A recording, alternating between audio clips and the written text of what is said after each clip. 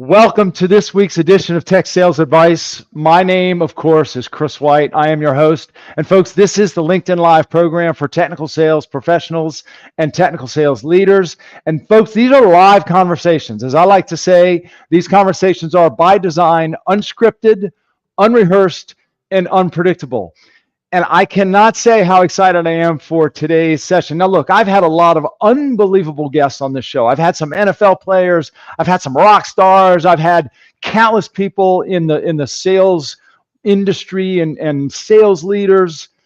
Today's guest is a gentleman who I stumbled upon online when I was looking up some evidence for why it's important to get back to basics. And I found a video that this gentleman put together. It was a number of clips from NFL coaches talking about the importance of getting back to basics. He didn't know me from Adam, and I didn't know him from Adam. I reached out to him on LinkedIn and said, hey, I found your video, have looked at some of your stuff. I love what you're doing. Is there any chance you might consider being a guest on my show? And here we are. His name is Alan Stein Jr. He is an international speaker. He's an author. He runs an organization called Success Simplified. He literally makes a living helping organizations and leaders achieve success through getting back to basics. And we're going to hear a little bit about his story today. Alan, first of all, thank you so much for being here, sir. Welcome to the show. How are you doing? Oh, it's my pleasure, Chris. It's great to be with you. And that was a powerhouse of an intro. Much appreciated. And I am doing fantastic.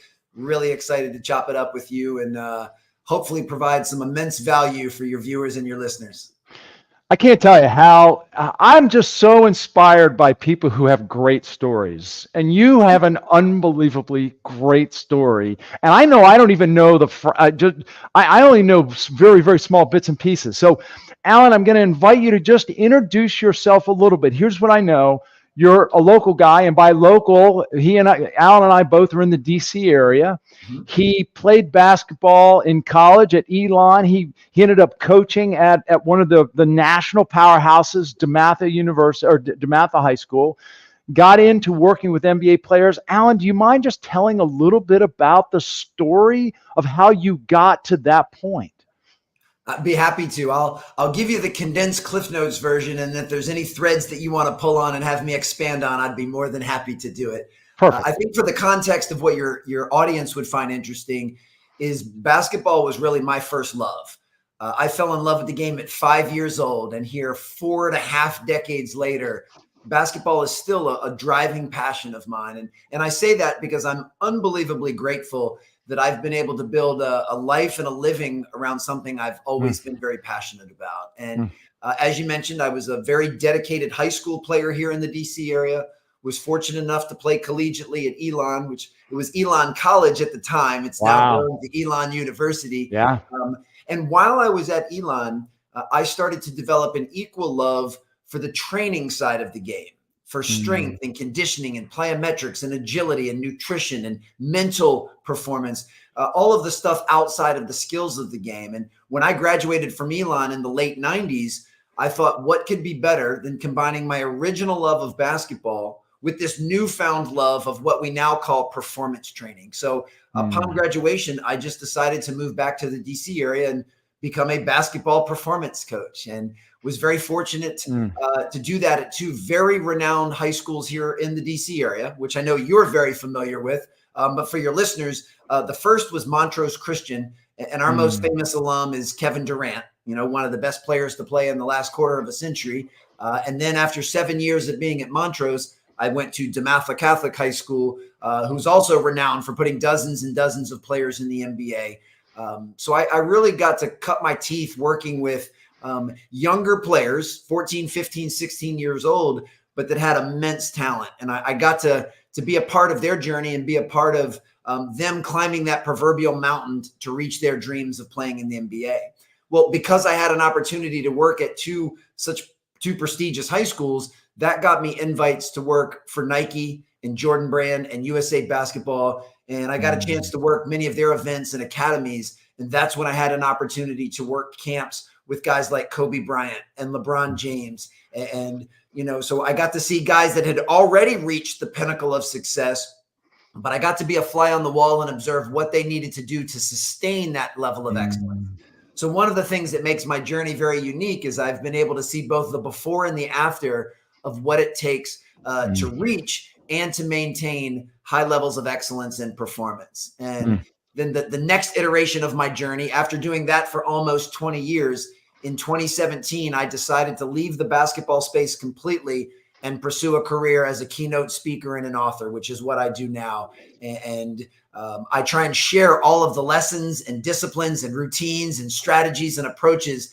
that I learned from these elite level coaches and players. And I try to teach folks how to apply those to their businesses and to their lives. And the groups that I most heavily speak with and speak to are those in leadership and those in sales. Those tend to be the two groups that resonate most strongly with the message I share. And I help them improve sales performance, leadership performance, individual contribution and significance, but certainly organizational performance as well. So you've used the word performance a number of times, and I really want to dive into that. And in fact, there's three words that really resonated with me when I was looking through some of your material. It's mindset, habits, and focus. And we're going to dive into those three. But before we get there, just for some context, you mentioned that you were a basketball performance coach. So what does it mean to be a basketball performance coach as opposed to just a basketball coach? So a basketball coach will teach the fundamentals of the game. They teach shooting, passing, rebounding, defending, and handling the ball. A basketball coach is responsible for the team culture and the team cohesion, getting everyone to play together as one. They're responsible for the X's and O's, the strategy of the game. You know, these are the plays we run on offense, and these are the defenses that we'll set up. I didn't handle any of that portion. I handled everything outside of that domain. So I handled their physical capacity, their athleticism, you know, making their bodies bulletproof against injury, getting them to run faster and jump higher and have more control over their body as they would start and stop and jump and explode. I would also help with their nutrition and their sleep and their conditioning and their mental performance, you know, which at the time really wasn't as much of a buzz as it is today, is getting players to understand the ability to be in the present moment, to block out distractions. And some of that I'm sure we'll cover when we unpack the mindset component. So really, I was responsible for anything and everything outside of the skills of the game and the strategy of the game to allow a player to play at their maximum potential. So you are helping them become their absolute best physically, mentally, emotionally, probably fits into that a little bit, regardless of the offensive structure, the offensive scheme, right? Beyond the skills, you are going to help them perform at their best. I absolutely. Yes. And you know what's cool is in a sales domain, I'm still doing the same thing. I don't teach any specific sales protocol or sales techniques. I don't teach folks how to sell better. What I do is I get them to show up as the best version of themselves consistently so that they're full of energy, their mental acuity, they're fully alert so that they can then apply whatever sales system they use or sales techniques they use and do that at a higher level. It was the same thing in basketball. I didn't teach players how to shoot or handle the ball, but I made sure that they showed up in the best shape of their lives, as strong and as fit as possible, which would give them the potential to shoot and handle the ball better. So, you know, that's really the way what I'm doing now is no different than what I was doing then. It's just instead of teaching players how to perform well on a basketball court, now I help folks perform better in, say, a sales capacity. Show up as the best version of yourself. Be the best version of yourself. Consistently and ready to make a maximum contribution. So that way, if you're willing to, you know, and from a sales standpoint, whatever sales system you use or whatever sales techniques you use, you know, that's the X's and O's of the sales world. You know, that's what it is that you need to apply. And so I'm kind of a complementary skill set to folks that actually do sales training and that to teach sales. So I don't compete with them. I'm actually a supplement to them. Same thing in basketball. I didn't compete with the skill trainers of the basketball coaches. I was there to help empower them and support them and make sure that they were dealing with a higher caliber of player mentally, physically, and emotionally so they could do all of those things at a higher level. I love that. I love that. There's something that I want to dig into a little bit further. And this is this idea of getting back to basics. And that's really what brought you and I together, was that and here's where it came from, Alan. Allow me to set some context. So you could see over my shoulder here, right there. Yeah. You can see over my shoulder here, there's a book called The 6 Habits of Highly Effective Sales Engineers, which I published about 5 years ago. And I've had a number of people, or I've heard from a number of people that have said, I've had some people say, the 6 habits, they're just sort of basic. And my response is, yeah, they are basic. They are the fundamentals of this role. And if we don't master these, what are we doing? So talk a little bit about your view on basics. And I would love for you to share the story of when this really hit you sort of square in the eyes when you observed a certain basketball player at practice. Well, similar to the intro, what I'll do is I'll give a real short, condensed version of the Kobe story. And then if folks would like to see a more elongated theatrical version, I'll direct them to my website and to my YouTube channel where they can see me on stage delivering that story. Because awesome. It's kind of a signature story that honestly I share about 95% of the times I'm in front of an organization, because it really is the foundation to which the rest of the house is built. And what you're alluding to is the first time I met Kobe Bryant in 2007, he said something to me that changed my life forever. I had a chance to watch one of his really early morning workouts, and it's my assertion that at that time, Kobe was the best player on the planet. And I remember watching his early morning workout, and as a younger coach, being very surprised that he was just drilling down on basic fundamentals. I was expecting to see something with a little more sizzle, a little more sexiness. And instead, here I was in a gym watching the best player in the world do the same types of drills that I had done with middle school and high school age players. And when I asked him about it later that day at camp, that's when he said something to me that changed my life forever. I asked him why a player at his level was doing such basic drills. And he said, the reason I'm the best player in the world is because I never get bored with the basics. And, still to this day, I have told that story all over the world on thousands of stages, and it still makes the hairs on my neck stand up every time I say it, because it was that epiphanal of a moment when he said that to me.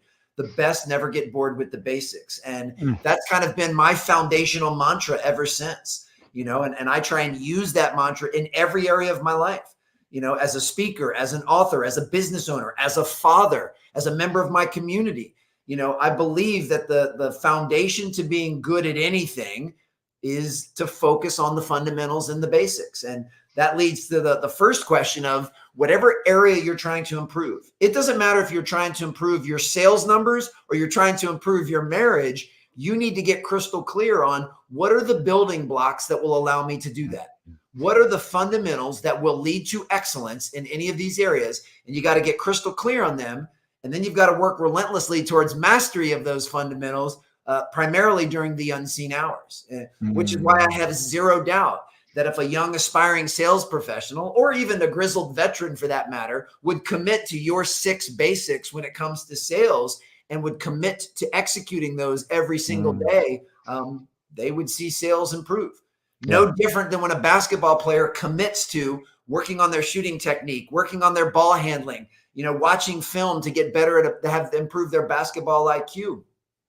It only leads to one result, is improvement and sustained excellence. So I think we tend to live in a society that glorifies the overcomplicated and glorifies the complex and glorifies the sexy when we need to go in the other direction, which is why I created the tagline for my business, Success Simplified.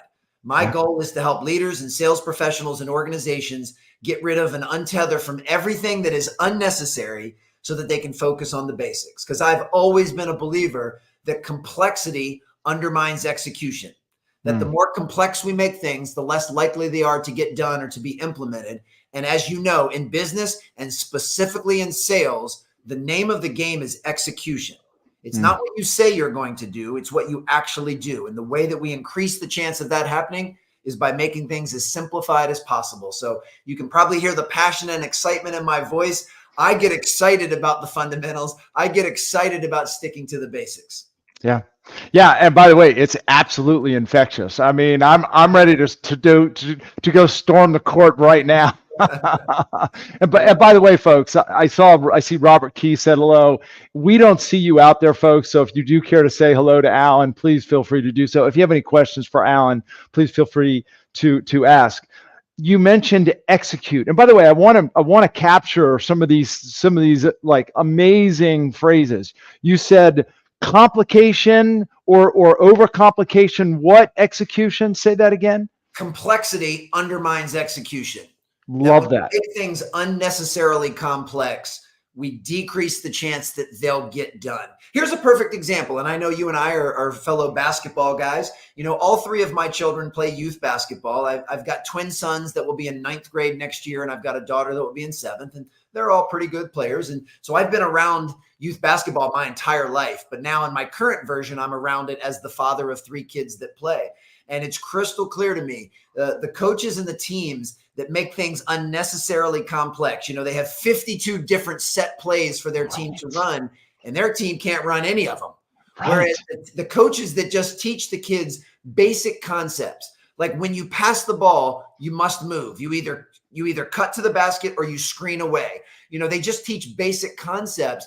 Their kids execute that flawlessly because they keep things simple. But one of the most important parts, and I'm glad this just popped into my mind because this is a really important caveat, is I want to make sure that all of your viewers and listeners understand that basic and easy don't mean the same thing. Those 2 words are not synonyms, and yet people mistakenly act as if they are. People mistakenly act as if basic and easy are interchangeable, and they're not. What it takes to be an elite level performer in any domain of life is incredibly basic, but none of it is easy. There is nothing easy about being a world-class sales professional, but it is basic. You just got to follow the 6 things that are written on the shoulder above you. Right. Doing those things every single day of your life and doing them with enthusiasm, doing them with focus is anything but easy. So I just want to make sure that folks understand that I'm by no means saying any of this stuff is easy, but all of it is basic. And when I say basic, I mean that when my children were 7 and 5 years old, they could follow every single word of my keynote and understood it. You know, when my book first came out, Raise Your Game, my first book came out in 2019, my kids were able to read it and they understood all of it, you know, because I'm a simple guy. And I say that with pride. I don't say that to diminish myself. That's not self-deprecating in any way. I believe in a handful of basic values and beliefs, and I stick to them relentlessly. And I make sure that my behavior is in alignment with what it is that I believe. So everything I preach and teach and everything I share on stage and on page, I make sure I'm living in alignment with. And they are just very basic tenets. So love that, Alan. And it's amazing how aligned our thinking is. I say this in the workshops I run all the time. Like, folks, it's simple. It's not easy. Yeah. I'm not saying it's easy, but it's simple, meaning it's not complicated, right? We don't need to overcomplicate. Now, it's incredibly difficult to maintain that focus, which is another thing you talk about. Alan, we do have a couple questions coming in. There's one from someone who I've done some work with, Alex McFerrin.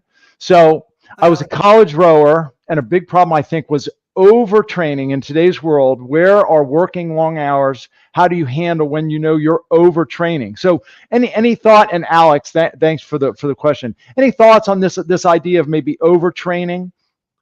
Absolutely. I love that Alex made the connection between a sport reference and the overtraining that we do today in the corporate world, which is basically meaning overworking. And as Alex probably knows all too well, when you're an athlete, it's built into your year-round training calendar that you will have off time. You know, most sports have an off season, you know, and you don't play games and practices every single day during the week. Even during the season, you have a day off, you know, that you have to counterbalance recovery time with work time. And that's just inherent in all major sports. I mean, the NBA, the NFL, the Major League Baseball, NHL, they all have in seasons, they have off seasons, and they have pre-seasons, the prep time to get ready. And that model works really, really well for physical performance. Unfortunately, the corporate world, those lines get blurred because if you're a sales professional, you don't really have an off season. Now, depending on what product or service you sell, and it could be seasonal. I mean, there may be some ebbs and flows to your sales cycle, but generally speaking, most people that have a corporate job, they're required to go, 50 out of the 52 weeks a year. So it's important to us, and I'm so glad Alex brought this up. We have to build in downtime. We have to build in unplugged time. We have to build in recovery time. Now, in fairness, the average corporate job typically works Monday to Friday, and you're off on weekends. Although since the pandemic, and if you're in sales, those lines have been blurred. You probably work 7 days a week. Well, that's where you have to build in some downtime. You need to build in a little bit of time every day, every week, every month, every quarter, and every year for you to be able to mentally, physically, and emotionally untether and to step away. And that takes discipline. That does take an ability to focus, but it's basically acknowledging that working more is not necessarily better. Working better is better. So I'm a big guy. I'm much more concerned with quality of work than quantity of work. And you have to be able to turn that valve off. If not, it's just unsustainable. You will burn yourself out psychologically and physiologically if you don't build in some downtime and have kind of an off season built into your schedule. And it's vital. And that's why, in order to perform at a high level in the sales domain, like you have to block off time every day for what I call me time. Fill your own bucket. Maybe it's hopping on your Peloton bike, or maybe it's taking your dog for a walk. Maybe it's reading a good book or listening to a podcast like this. But you have to build in time to do things that recharge your battery so that when it's time to be on, then you can absolutely have more to give. Well, and I think some self-awareness comes into play here too, right? And knowing what recharges your battery versus drains your battery, right? And we saw a similar question from Claudia in Pennsylvania and I think it's similar. What strategies do you recommend for sustaining high performance over the long term without compromising your well-being? Now, Alan, you touched on that a little bit. Is there anything else that comes to mind in seeing Claudia's question? Absolutely. Yeah, they're similar but still separate questions. And I'm glad that Claudia brought that up. So right now we're kind of talking about our capacity to exert physical energy and focus. And that if you're burning the candle at both ends, eventually that flame is going to extinguish. But the actual term burnout is kind of a bigger, more metaphorical, esoteric term. And it's ultimately burnout stems from when the hours that you are putting in are no longer in alignment with the purpose that you find in the work that you do, or the why behind the work that you do. If you find that you're working so much and you're just grinding so hard that you're no longer curious or fascinated about your work, you don't find purpose or meaning in your work, you don't feel a sense of contribution to your work, that's when you're at risk of burnout. So one of the most important parts is staying very deeply connected to your purpose and to the meaning behind what it is that you do. And I want to make sure that folks don't confuse function with purpose. The function of that chair you're sitting in, Chris, is to provide somewhere for you to sit right now. The purpose of that chair is to provide you comfort. Purpose has a much deeper meaning than function. So to all of the sales professionals listening right now, don't confuse what it is that you sell for what it is that you actually provide, or who it is that you are as a human being. On a deeper level, sales is nothing more than solving people's problems. Now, ultimately, you're solving people's problems through the product or service that you have to offer, but that's all that you're doing. And that's why it's important that we stay connected to the deeper purpose behind the work that we do.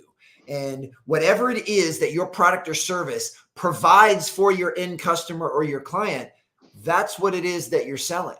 So many cases, the function of what we're selling is the tangible product or the service. The purpose of what we're selling is usually peace of mind, security, making someone's dreams come true. Sometimes it's simply entertainment. We are selling a product or service to entertain, to make someone laugh, to make someone smile. So all of these things have unbelievably deep purpose and are really, really important. And if you can stay constantly connected to that deeper purpose, then you run less of a risk of actually experiencing burnout. If you find your work is just as meaningful and as purposeful as ever, then you're not really at risk of burnout. And the reason that I actually left the basketball training space to pursue a career as a corporate keynote speaker was because I was starting to experience burnout. I was no longer finding as much meaning or purpose being in the gym and being in the weight room. I was no longer as curious or as fascinated with coming up with different programs and different exercises. So I decided to leave and pursue something that absolutely lit me up, that really touched on those nerves of fascination and curiosity and meaning and purpose. And I make sure that I stay deeply connected to that to this day.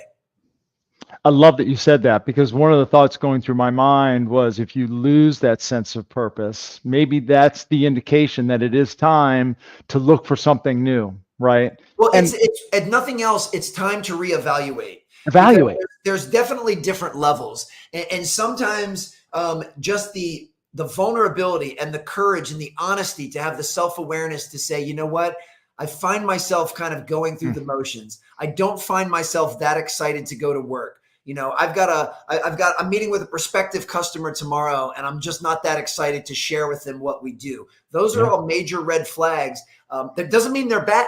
That actually, that type of awareness and that feedback is a great next step to you getting some clarity on what's making you feel that way. And sometimes it can be just a very small shift that can get, you know, you can find the love again, but sometimes it might be something more drastic. Sometimes it might require, you know, that you change jobs. Sometimes it might require, so who knows, but at least it's a warning sign that you need to make a change. And we need to always be paying attention to the red flags that present themselves in our lives. It's called growth, Yeah, right? absolutely. It's called growth. I mean, and the ability, the self-awareness, the discipline, the honesty with oneself is all the foundation there. Absolutely. By the way, you were talking about the fact that, you know, in sales, we might be selling a thing, but there's a higher purpose. As you were saying, I'm inspired to share with you something that probably all the people listening today have heard me say before, but I think you'll appreciate this. I call this my golden rule of selling software. And that is, he or she who buys a shovel doesn't want a shovel. They want a hole. Yes.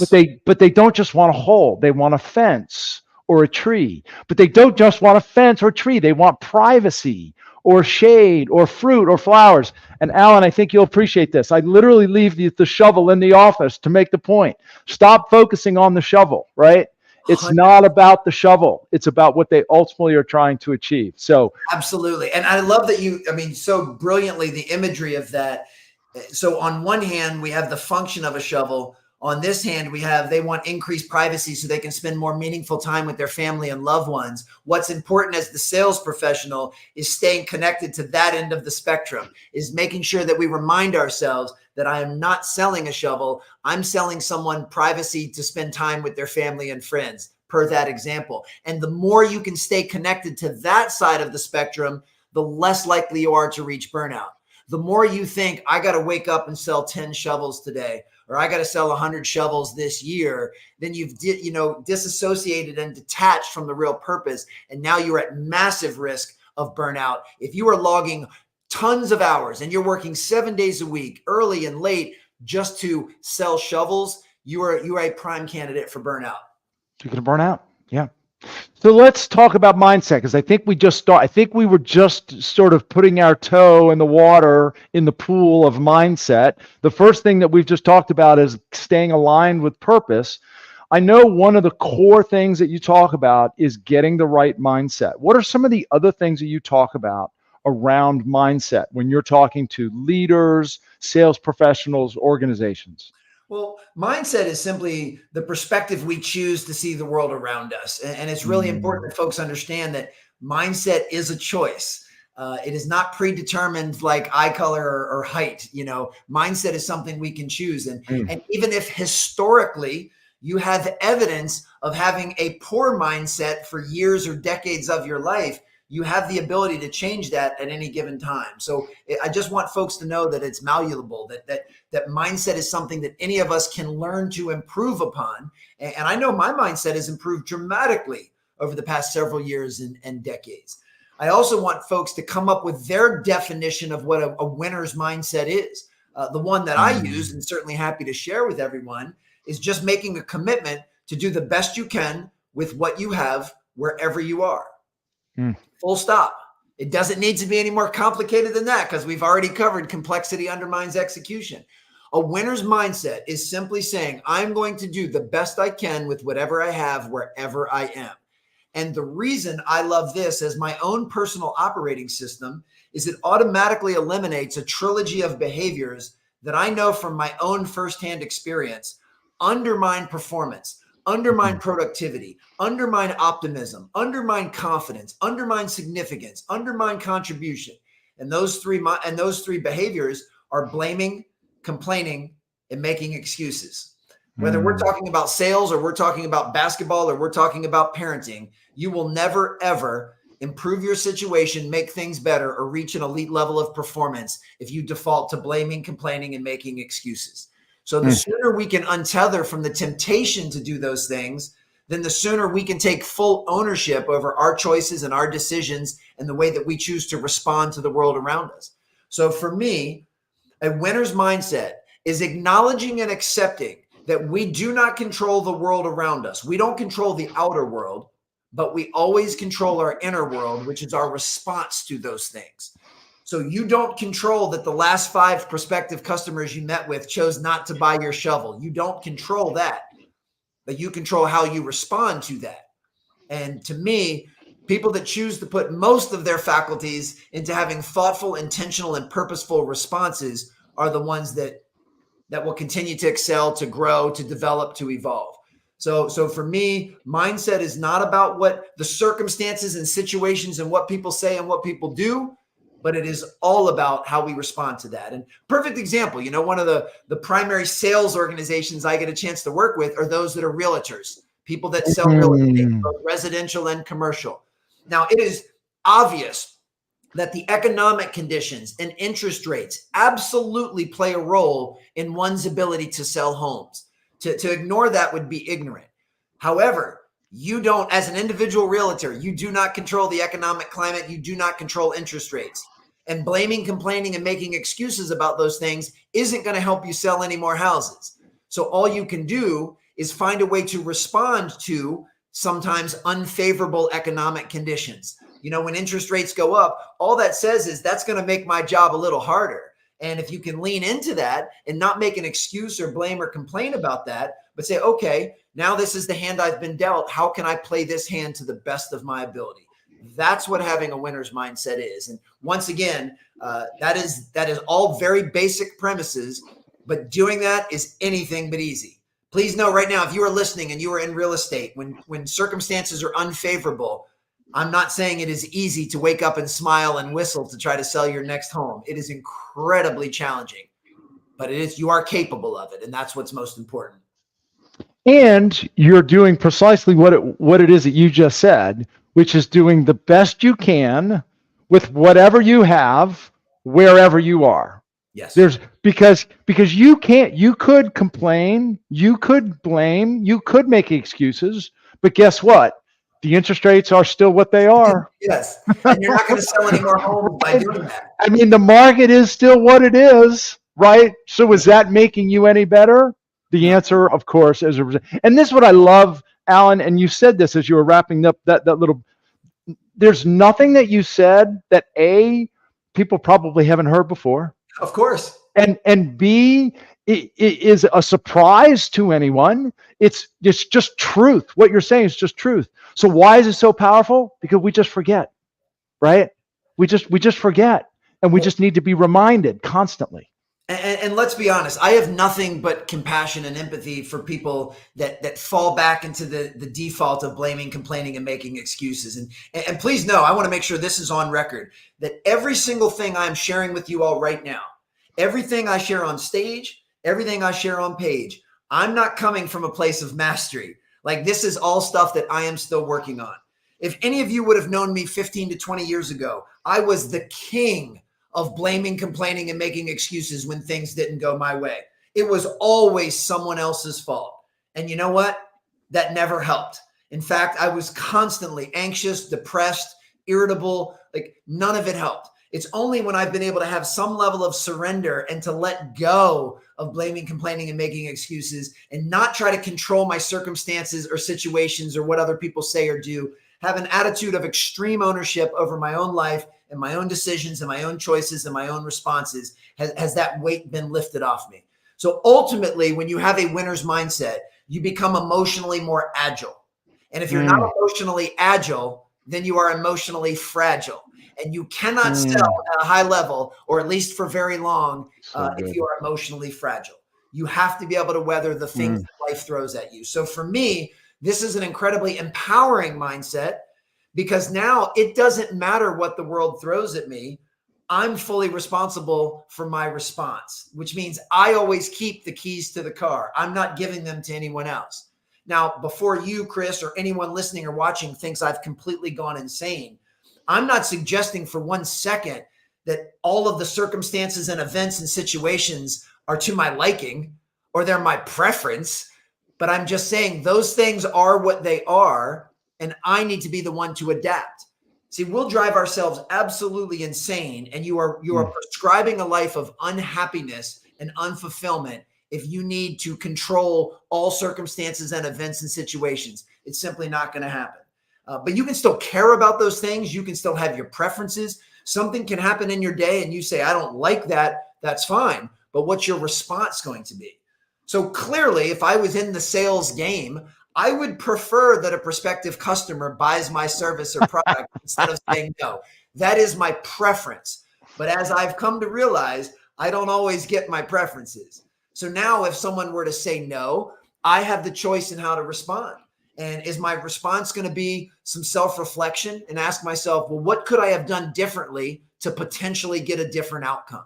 You know, anytime I don't get one of my preferences in life, the very first question I ask myself is, how was I complicit in not getting what I wanted?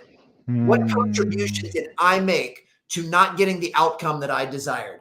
I don't look outward. See, when we look outward, that's when we blame someone else. We complain, we make excuses.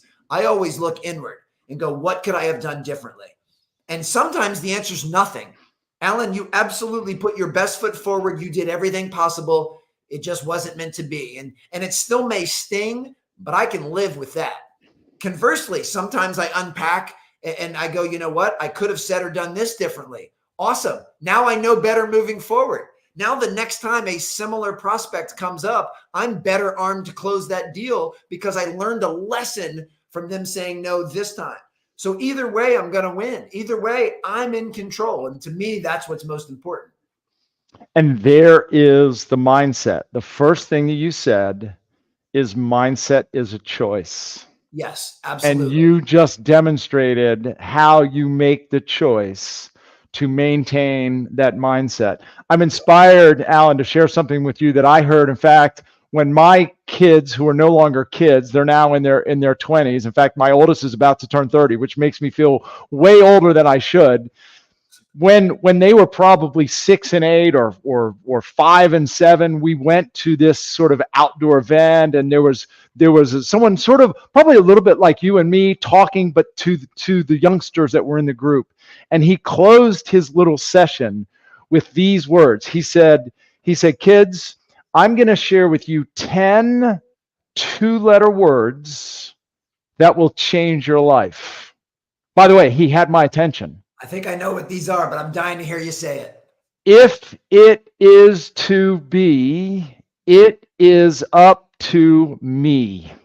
I love it. Pretty good, right? Oh, so good and so powerful. And I mean, just imagine if everyone used that as their operating system. Yeah. If everyone took ownership of that. I mean, it's so powerful, and it is true. Yeah. And the only other thing that I'm inspired to sort of double click on, you mentioned this idea of control and accepting that we can't control outcomes. And it's interesting, Alan, in the workshops that I run, invariably at some point I'll ask the group, folks, what can we control? Like what's on that list, right? Here's what's on the list: what we say, what we do, and what we think. The list about ends there, right? I mean, we can't control what our customer says or does, or our prospect says or does. We can only control how we respond, right? We can't control what our sales counterparts or our colleagues say or do.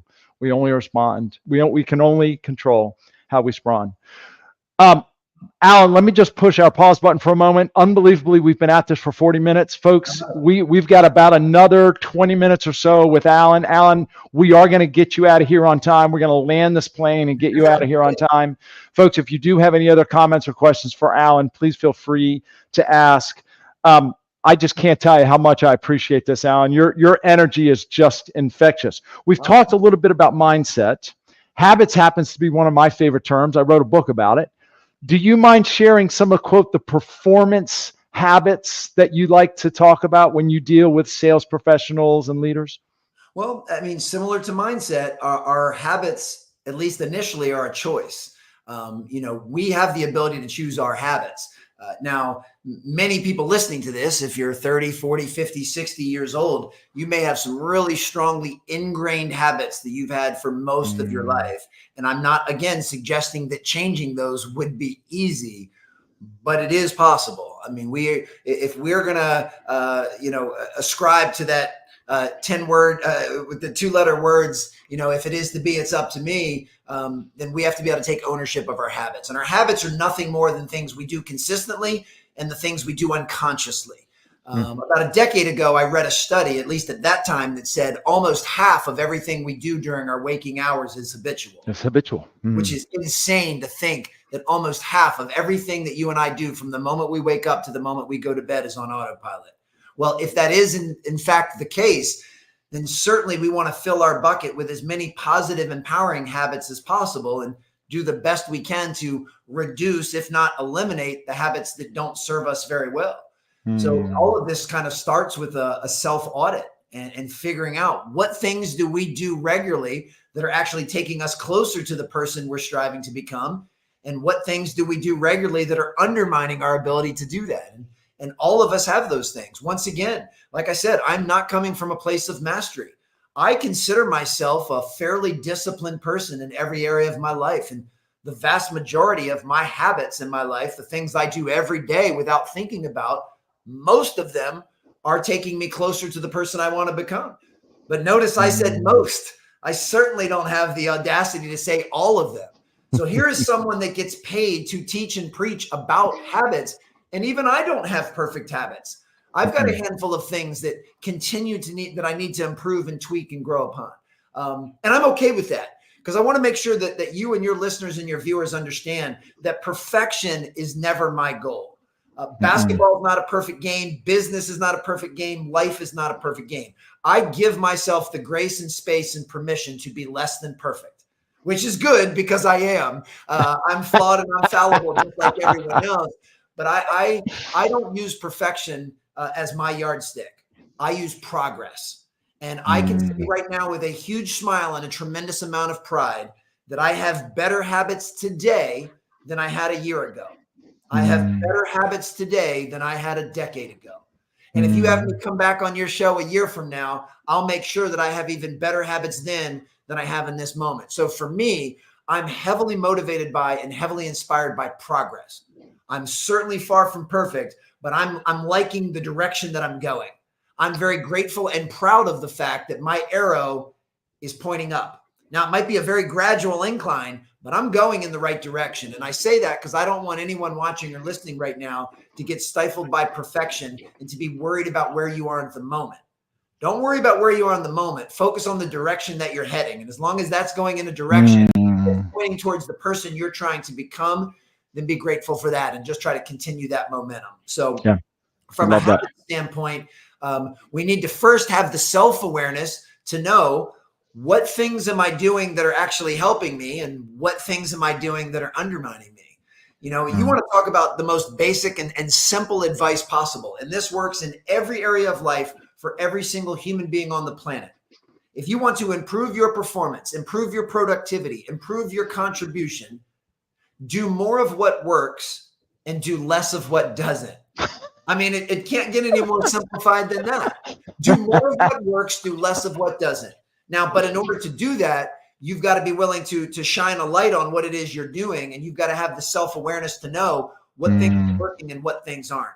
And you've got to double down on the things that are, and you've got to have courage and vulnerability to try and up-level and change the things that aren't.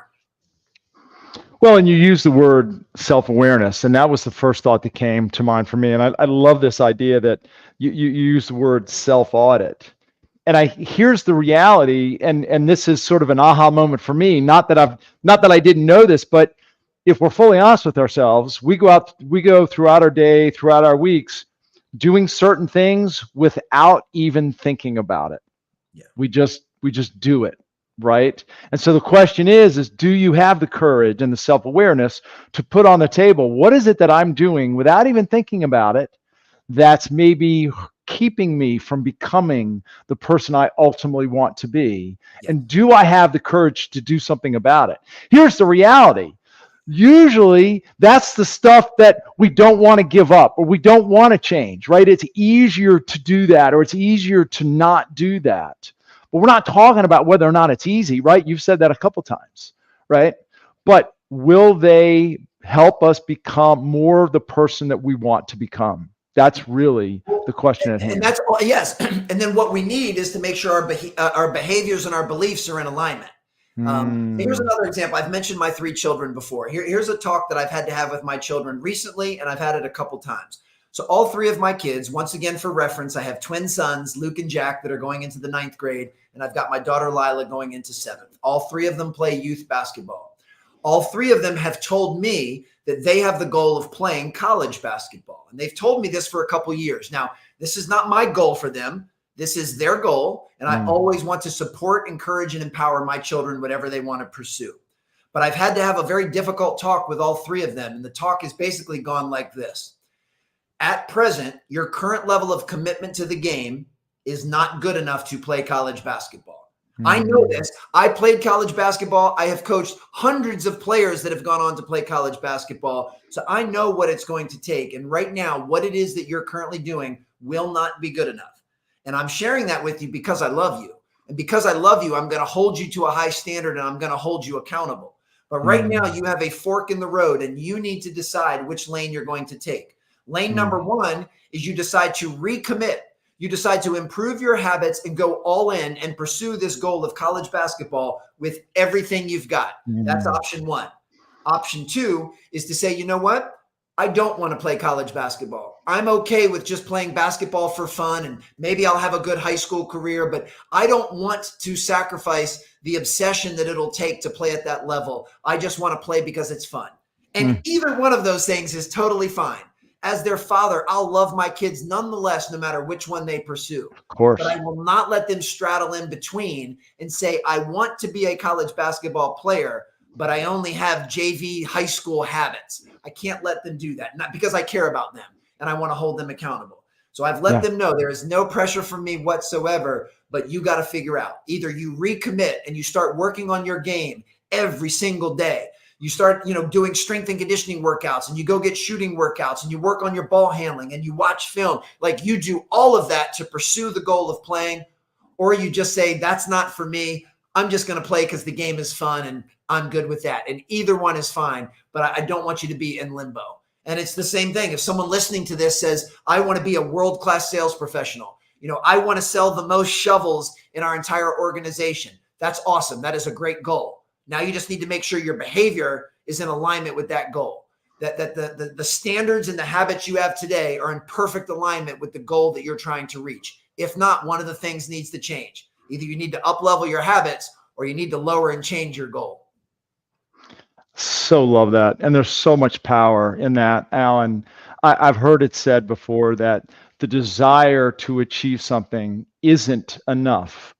Yeah. The desire to put the work in to achieve something, that's what it takes. And that's really what you're talking about, right? Yeah. It's great to want XYZ, right? It's great to want to be a college athlete. Sure. But if you don't want to put in the time and effort and work to become a college athlete, then this is just a fantasy.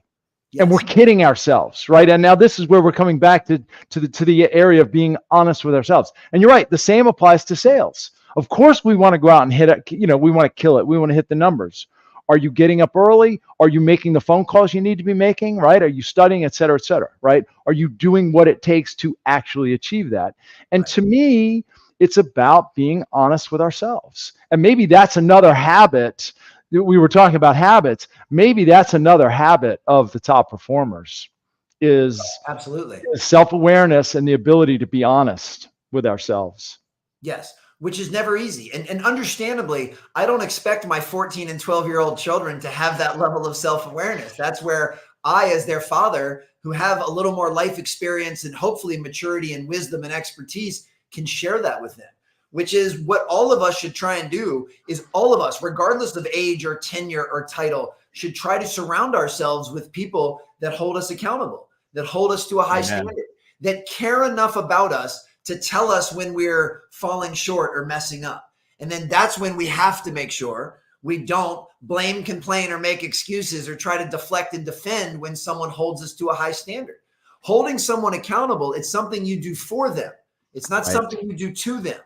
Yes. Holding someone accountable is the best gift that you can give them, because in essence, what you're saying is, I care so much about you, or in the corporate world, I care so much about our organization that I'm not going to let you slide by giving less than your best.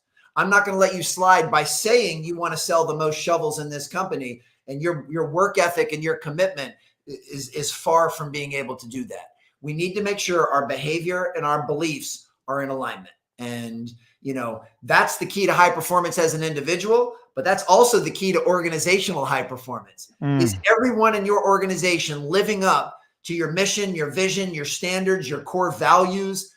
And the more people that are doing that consistently, the better your culture is. The more you just have people talking about it, but they're not actually doing it, well, that's when you have a low performing culture. Amen. Well, we all need those people in our lives who are willing to tell us what we don't necessarily want to hear, but desperately need to hear, right? I know, as I reflect on my career, those times when I had people on my path who had the courage to tell me what I didn't want to hear but needed to hear, I'm forever grateful to them, because those are the moments of the biggest growth for me personally, right? And we need to honor others by showing love and care and respect for them, to tell them what they need to hear when they don't necessarily want to hear it, right? And that's really what you're talking about. Yes. Alan, you have been so gracious with your time. We've got just a few more minutes. There's one final word that I wanted to touch on. You talk a lot about mindset. You talk a lot about habits, and focus is the last word when I look at some of the work you've done. Do you mind taking just the final minute or two to talk a little bit about focus? What does it mean to have an elite focus? I heard this acronym from Lou Holtz, the former Hall of Fame football coach at Notre Dame, a long, long time ago, and it just really resonated. And the acronym is WIN, W-I-N, and that stands for what's important now.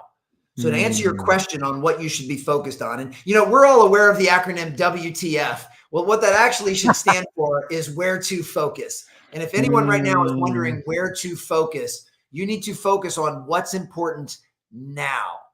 Not what was important yesterday, not what might be important tomorrow, but where do I want to put my attention right now? And that's how you win, W-I-N. So in essence, what I'm saying, the short version of what I'm saying, is learn how to be where your feet are. Wherever your feet are, make sure that's where your head and your heart are. That's where you're giving all of your attention. Now, a more elongated definition of that, about being in the present moment, because ultimately that's what we're talking about with being focused, is being fully present. Is a slightly longer definition, but it has three components. Learn how to refocus the lens on the next play. So don't worry about the customer that just said no. Refocus the lens on the customer that's right in front of you. Love that.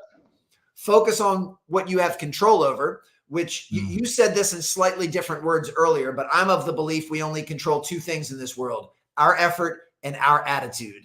And those are controlling the controllables. And then the third thing is learn how to refocus the lens on the process. You have the goal of selling 100 shovels this month. That's wonderful. But you don't need to focus on the 100. You need to focus on the next shovel. You need to focus on the next prospect that's in front of you. It's the best analogy with that is, if you're building a brick wall, don't worry so much about the wall. Focus on the bricks. Because if you lay every brick exactly where it's supposed to go, the wall will take care of itself. Amen. Your sales quota will take care of itself if you focus on the next play, focus on your attitude and effort, and focus on the process. So ultimately, from a focus standpoint, that's what we need to do. And for one more piece of context or for clarity, I do believe in learning from the past. And I do believe in preparing for the future. I just don't believe we should live in either the past or the future. I believe we should live in the present. And occasionally we will unpack the past and we'll prepare for the future. But the vast majority of our time and our faculties should be on what's right in front of us right now in this present moment. And if that means you are sitting in front of a prospect, that's who should get your full attention. If you're sitting at the dinner table with your family after a long work day, they deserve your full attention. So put your phone down or put your phone away and give your family your full undivided attention. And then when dinner's over, shift your focus to whatever is most important at that time. So powerful. Alan, this has literally been an hour full of inspiring words, inspiring phrases. I could take, I think, just about any 30 or 60-second clip out of this and run an entire workshop off of it. A few people have asked about your books and what you would recommend. Which of your two books talk most about the things that you've been talking about, or is it a combination of both? Well, before I answer that, and I've enjoyed this immensely. I appreciate your kind words. Another quote that is not an Alan Stein Jr. original, but is something that I've really based my life off of, is this concept of a candle loses nothing by lighting another candle. A candle loses nothing by lighting another candle. If I light your candle, mine isn't going to shine any dimmer. In fact, now it's actually going to be twice as bright because I've just lit a second candle. And ultimately, that's what I consider what I do for a living. I mean, I'm a keynote speaker and author by function, but my purpose is to light candles. And the reason I share that is I'm very grateful for you to have this type of platform for us to have a great conversation, to share this with others. I hope you chop this up into 1,000 short clips and you spread it all over LinkedIn and spread it all over the world. I hope anyone watching or listening right now chooses to share this episode and share this recording with others. We should all be trying to pay this stuff forward. Every single thing that I've shared with you, even the things that were my own personal experiences, I didn't invent any of this stuff. None of this stuff is mine. Amen. All of this stuff is designed to pay forward and to share with others so it helps others. I understand that I've had opportunities to be around guys like Kobe Bryant and Kevin Durant, and I've been in rooms with guys like Coach K, and I've learned some incredible things, but I don't want to keep that stuff to myself. I want to share that with as many people as possible. So I hope folks actually, take that to heart and do that same thing. And anything that I share on stage or on page, I want people to pay forward and to give to others, because all of that stuff at some point was shared with me. Like I said, none of it. Amen. Was now, Amen. with that being said, both Raise Your Game and Sustain Your Game, you can get them on Amazon or Audible, wherever you like to get your books or audio books. Today's conversation has actually been a very healthy balance between the two books. Even though Raise Your Game was the first book, they don't have to be read in succession. So if you think stress and stagnation and burnout is more of what you need, just dive right into Sustain Your Game and don't even worry about Raise Your Game. You can read it later if you like the Sustain Your Game. And if anyone is found the stuff that I've shared to be helpful, or you think this would be helpful for your team or your organization or at your event, you can just go to alansteinjr.com. There's plenty of info on my programs and my speaking sessions and workshops. It'd be an honor to do that. As you can tell, this is what I find purpose in and meaning in. I get so jazzed up having awesome conversations with great people like you, and would love to be able to share that with anyone listening that thinks I might be able to help your team or your organization. Your energy is absolutely palpable, Alan. I think I'm gonna go find some walls to run through after this conversation. So, Alan, hang around backstage just for a minute. I want to let you get out of here, folks. For anyone else who has hung around to the end, we're getting some very nice comments on LinkedIn. Oh, awesome. Please feel free, as Alan said, please share this recording with others. As all of you know, this recording will live on LinkedIn forever, and I think I'll be posting about this for quite a while. Alan, my friend, thank you so much for gracing our humble little program with your ideas. Thank you so much for being here. Like I said, hang around backstage. Folks, I will be back next week with another episode of Tech Sales Advice, and be sure to check out Alan and his website. Thanks all.